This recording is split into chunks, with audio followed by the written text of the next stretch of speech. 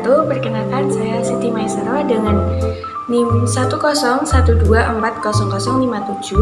Saya berasal dari kelas HKI SAC. Baik, dalam kesempatan kali ini saya akan mereview buku dengan judul Fikih Usul Fikih karya Dr. Beni Ahmad Saibani MSI.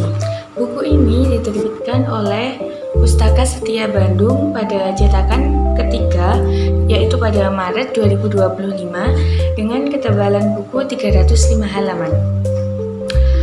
Sebagai sebuah karya pengantar usul fikih, buku ini ditulis dengan bahasa yang relatif sederhana agar mudah dipahami oleh mahasiswa atau pembaca pemula. Secara umum, buku ini membahas dasar-dasar usul fikih, mulai dari pengertian, ruang lingkup, perbedaan antara fikih dengan usul fikih, terdapat juga dalil-dalil hukum, hingga kaidah usul seperti amar, nahi, taksis, mutlak, dan muqayyad. Nah, pada review ini saya akan fokus pada bab mutlak dan muqayyad. Dalam ilmu usul fikih, lafaz mutlak berasal dari kata yang tidak ada batasnya.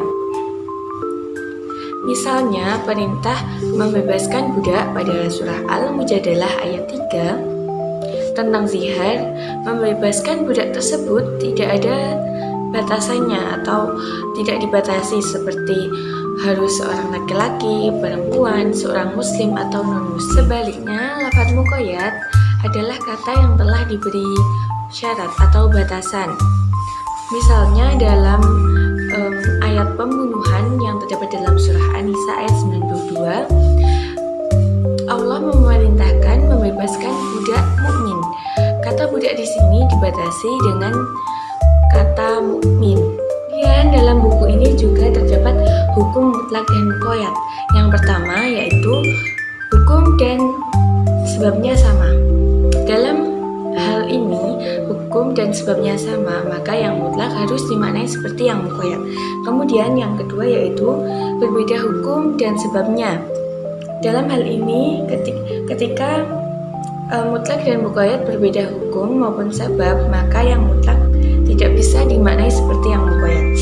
Yang ketiga adalah berbeda hukum akan tetapi sebabnya sama. Dalam hal ini, yang mutlak juga tidak bisa dimaknai seperti yang muqayyad. Kemudian yang keempat adalah hukumnya sama akan tetapi sebabnya berbeda. Maka dalam hal ini ada dua pendapat. Yang pertama adalah menurut golongan Syafi'i, yaitu yang mutlak bisa dibawa kepada yang muqayyad, dan yang kedua adalah menurut golongan Imam Hanafi, yang yaitu mutlak tetap dalam kemutlakannya dan tidak dimaknai seperti yang muqayyad. Buku ilmu usul fikih karya Dr. Beni Ahmad Saibani MSI ini merupakan salah satu rujukan populer di kalangan mahasiswa hukum Islam maupun seseorang yang sedang mendalami dasar-dasar ilmu usul fikih. Secara umum, ini memiliki sejumlah kelebihan yang membuatnya layak untuk menjadikan bahan belajar. Pertama, penggunaan bahasa yang relatif sederhana dan jelas sehingga memudahkan pembaca untuk memahami konsep-konsep usul fikih yang biasanya cenderung berat.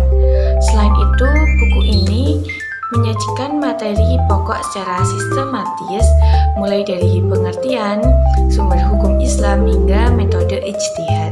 Kelebihan lainnya adalah harga yang cukup terjangkau sehingga cocok digunakan oleh kalangan mahasiswa, serta penyajian materi yang ringkas namun tetap mencakup poin-poin penting.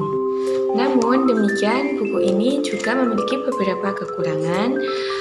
Beberapa contoh yang konkret disajikan masih terbatas, sehingga terkadang sulit menghubungkan teori dengan realitas.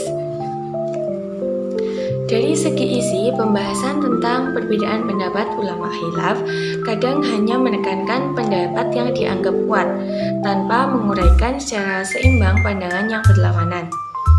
Selain itu, ada sejumlah istilah teknis yang kurang mendapat penjelasan mendetail sehingga pembaca pemula mungkin memerlukan penjelasan tambahan dari dosen atau guru. Buku ini juga belum banyak mengulas aplikasi usul fikih dalam isu-isu kontemporer seperti teknologi atau hukum modern, sehingga lebih tepat diposisikan sebagai buku pengantar daripada bacaan tingkat lanjut. Keseluruhan, karya ini sangat bermanfaat untuk menjadikan awal pemahaman tentang usul fikih, cocok digunakan oleh mahasiswa dan pembaca umum yang ingin mengenal dasar-dasar dengan penyajian yang ringkas, jelas, dan sistematis. Namun bagi mereka yang membutuhkan pembahasan yang lebih mendalam, kritis, dan kontekstual terhadap masalah-masalah yang kontemporer, tentu perlu mencari literatur tambahan sebagai pelengkap. Sekian review singkat dari saya. Apabila ada salah kata, saya memohon maaf sebesar-besarnya. Wassalamualaikum warahmatullahi wabarakatuh.